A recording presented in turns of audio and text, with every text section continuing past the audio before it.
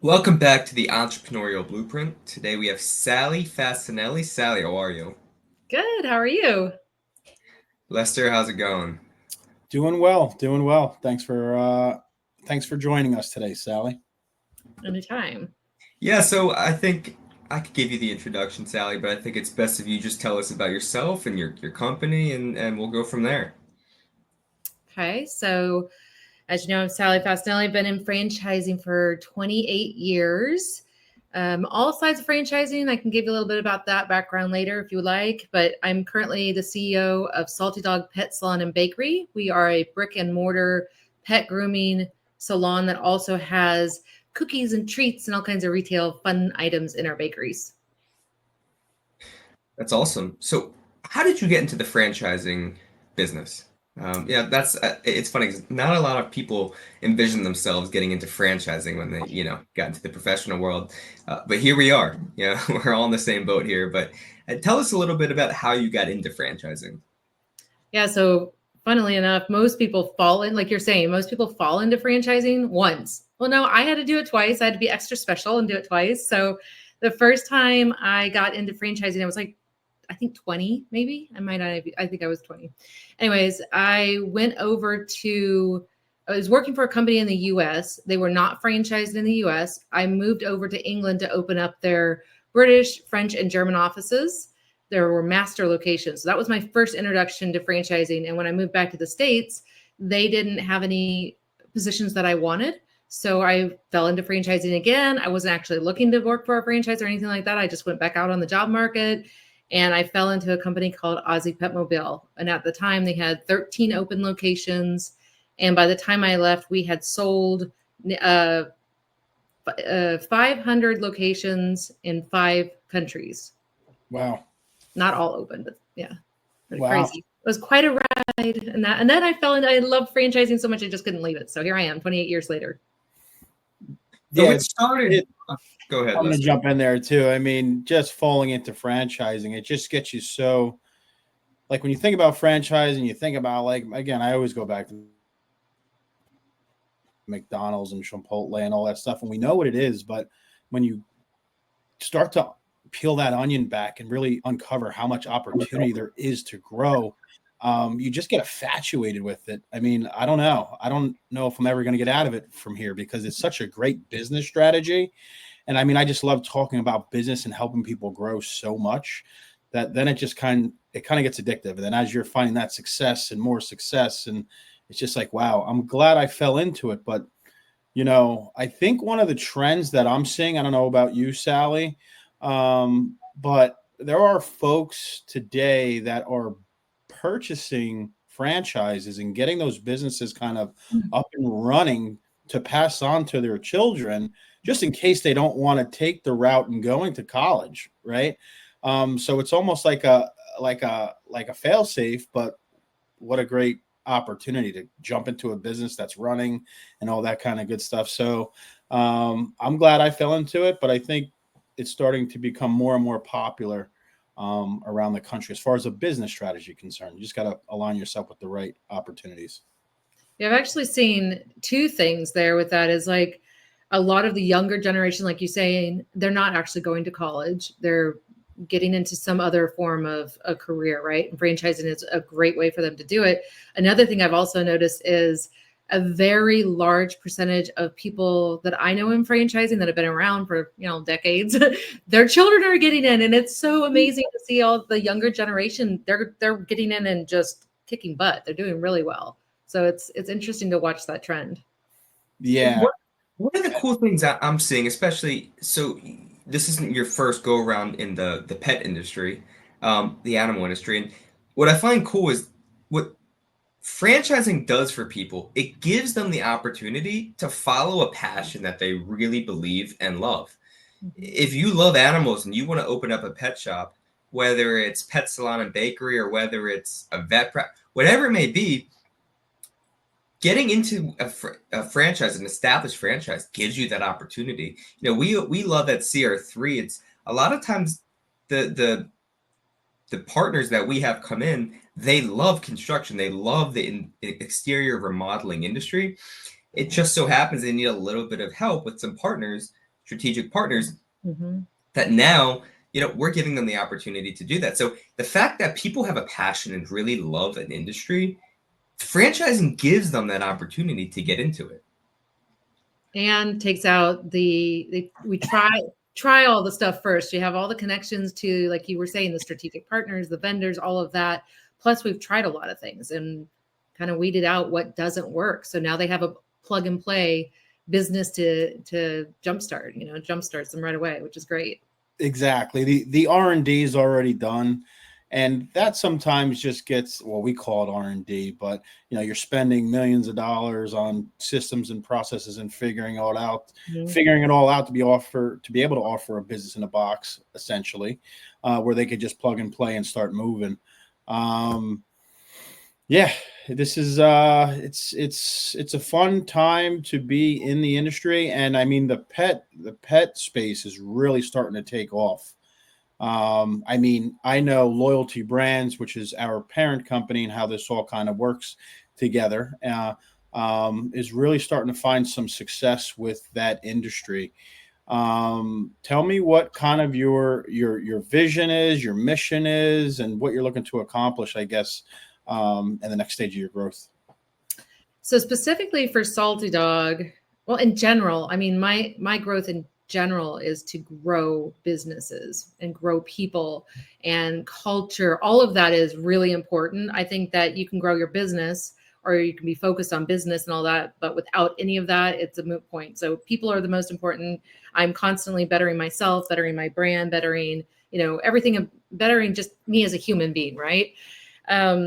As when it comes to Salty Dawg, we are an emerging brand. We've only got 2 open locations, and we've got a few more sold and a whole bunch activity happening in 2025. So we're really excited about that. But I really want to give an opportunity for people that want to be in business for themselves, who love pets, to have a business that's tried and true and to really enjoy their life, to get involved in their local communities.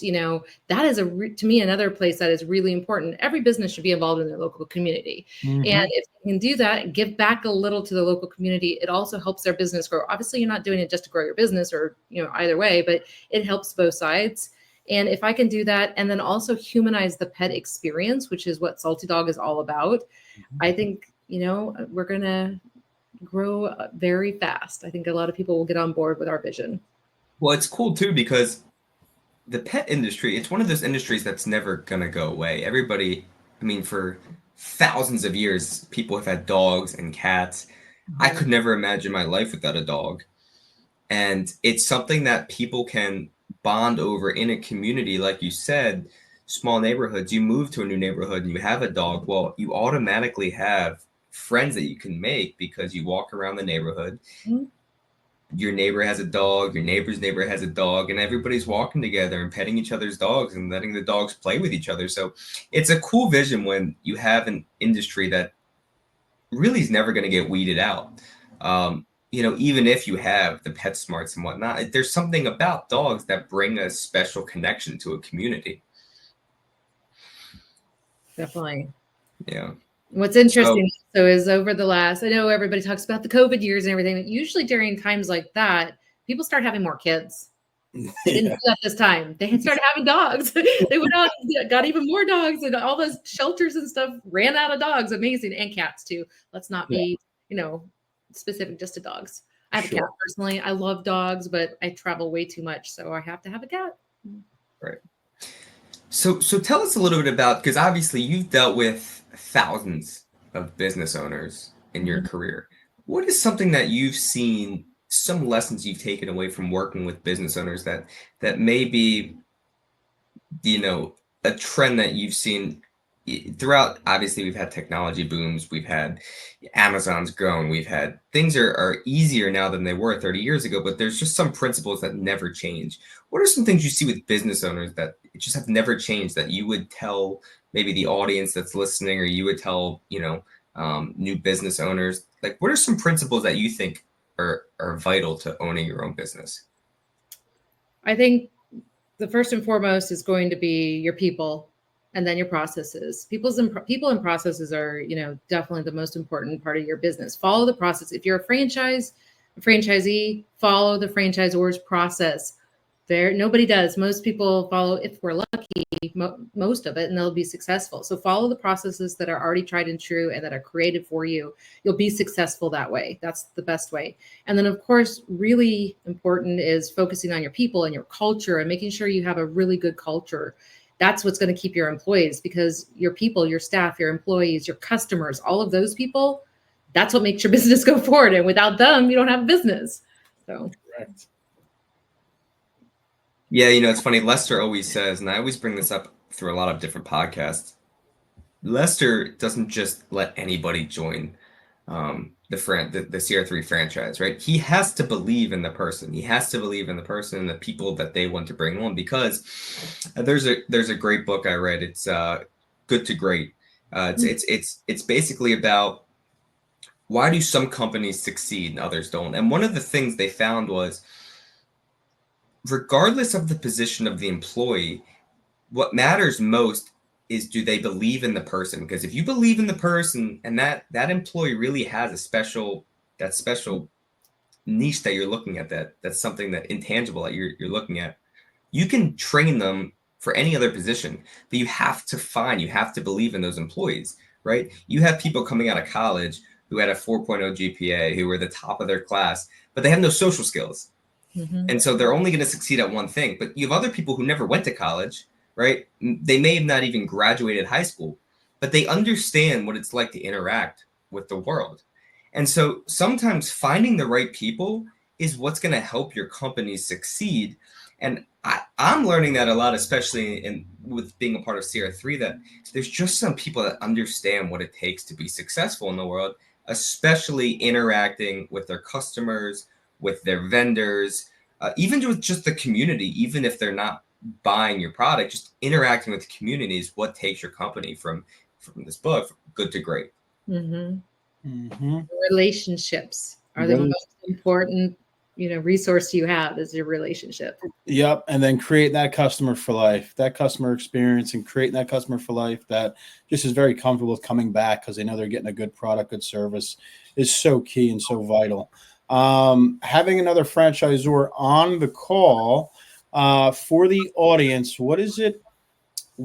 how would you put it for, I guess, the franchisor, like what your role is to the franchisee, and then we'll reverse that and what the role is from the franchisor, or the franchisee to the franchisor. Sorry. So first, the franchisor. Yeah. So my role as the franchisor is to, really to give them, to try out already, trying out the processes and the systems, getting the vendors in place and those relationships already in place. And then how I interact with my franchisees is, I give them the blueprint. I give them the roadmap to follow, right? Their role is they need to follow that roadmap. They've got to do it. They've got to actually, follow our guidance that it has shown that it works. And if they do that, that's when they become successful. Also, going back to what Matthew said is, really, and you, Lester, as well, connecting with their community, creating those relationships and building that trust. That's something I can't do for them. They have to do that. They wake up and go to sleep in their local market. There's no one that's going to understand that market more than themselves. Some things that I see when I'm evaluating a strategic partner that's interested in us, they're like, oh, well, okay, I'm going to come aboard your franchise and you're going to do all this stuff for me. Is that a misconception? Is that Yes. How do you feel about that? Is that making you feel like that's the right person for Salty Dawg, that's really going to take that to the next level? Like, I have to do everything for you. Speak on that a little bit in your experience. Yeah. So I do think that the answer is no, that is not the right person for me or our brand or most other brands as well. I think there are a grouping of people that think that if they buy a franchise, everything is done for them. That's not how it works. That you're not buying somebody else doing your job for you. You are buying proven systems and processes, branding, marketing, those types of things, and then you're deploying it in your local market. If you think that somebody's going to do everything for you, then I would recommend probably going and doing some self evaluation as the person and really seeing, okay, what is that I really do want and need in life? And it's not buying a franchise. If they are open to learning and again, following the systems and processes and growing and all of that good stuff, then they can become a franchisee. But we don't want the people that think I'm going to do it for them. Yeah. Yep. Not going to work that way for either party. So we can part ways here and stop the discussion. Mm-hmm. Yeah, I see that time after time. And every conversation you got to go through that, through those hurdles and through those questions to really dig deep to see if that's the right fit for your brand. Because again, franchising, strategic business strategy. And if that franchisee can't take the ball and run with it, no one's going to win. So we don't have that time to waste. Yeah. Especially we've had some of our strategic partners we've had on our podcast, and what we're learning, what makes them so great is they're still making the tough decisions about their own business, right? We're just CR3, the actual corporate, is just a partner to help them with the minor things that they may need help with. We had Brad Strawbridge, who is the Atlanta strategic partner. His company's down in Atlanta, and he was telling us he donated 2 roofs last year, and that's not a cheap donation. And roofs are expensive, and that's not CR3 corporate telling him to do that. That's him making his own decision, right? That's his revenue that he's not going to make just donating a roof. That's out of his pocket. But when you look at that from a corporate side, you're saying this guy knows what it takes to be successful. Yeah, that's a tough decision you got to make. That's his revenue. And so those are the types of people we like to see joining the franchise, the franchise team, the franchise family. So, I think it's as you guys are pointing out, that's extremely important. They still got to make those tough decisions, right? You're just there as support, right? They need some help. You're there, but the tough decisions they still got to make. Mm-hmm. Yeah. Yeah. So Sally, tell us a little bit about what's to be expected in the future. What's your plan? What's your it seems like you're going pretty fast, and it seems like you're just really killing it right now. So what's your plan for the next year, next 5 years? Where do you see Salty Dawg going? Well, as far as number of units, we'd like to have sold this year about 12 single units and 30 AR units. So that's significant growth. And what I would say is our first real year of going to market. People that know Salty Dawg a little bit about us in the past, the last year we had a founder die. So we kind of put a pause on selling franchises for a while. Now joined with loyalty brands with you guys. So this next year, 2025, 12 units sold, 30 AR units sold. And then 2026 is where I really see things starting to really launch, because it takes a while with your brick and mortar. It does take a few months to find the location and open up, do the construction, all of that good stuff. So 2026 is where we see the hockey stick starting to really launch. And at that point, I would expect at least double what we did this year. Yeah. Well, Sally, I'm going to do something I've never done on a podcast. I'm going to bring my dog on, which is why I believe in your brand so much, is because look, it's so cute. Guys like this, right? I love my dog to death. And when we get a company that wants to really cares about our pets, right? And shows, like, obviously you care about the pets. That's why you're doing it. And you want people to come in through a community. It's something they believe in, right? I want the best for my little guy. And that's why I'm really excited to see where you're going to be able to take this company, and that we're going to have the opportunity, hopefully it's this year, having a Salty Dawg in my community, because I'm tired of taking it to the big corporate conglomerates. I want to take it to a small community shop like Salty Dawg.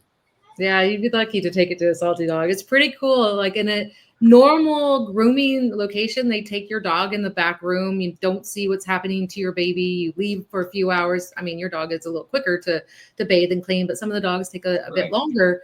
And then you come back and your dog's all stressed out. And you're like, why is, what is your dog's name? Rambo. Rambo, that's cute. Okay, so why is Rambo all stressed out? You know, he should be happy. He just got pampered, and no, they didn't get pampered. He got all stressed out by being held down and scrubbed in as quickly as possible. At a Salty Dog, that does not happen. You actually see what's happening at all times because there's a glass wall on the side, and you literally see what is happening. You know, at any minute if you're in the store. If you're not, then you can't see, obviously. But and then then they get little treats that are all human grade treats, and all kinds of fun bakery items. So yeah, hopefully we'll be in a market near you soon. Oh, I hope so too. Good. Well, Sally, we appreciate you taking the time to come on. I'm sure our listeners are gonna really enjoy this. Can you tell us where we may find you, your website, your social media that our listeners can find you at? So you can find us at saltydawg.com. And then myself, if you just look up my name on LinkedIn or Instagram, you can find me there as well. And then Salty Dawg is on LinkedIn, Instagram, Facebook, TikTok, YouTube, a few other places. Yep. Yeah, well, we'd love to have you back on in a few months to see where you're at and to get some more wisdom from you and your experiences running some franchises. Awesome. I'd love that.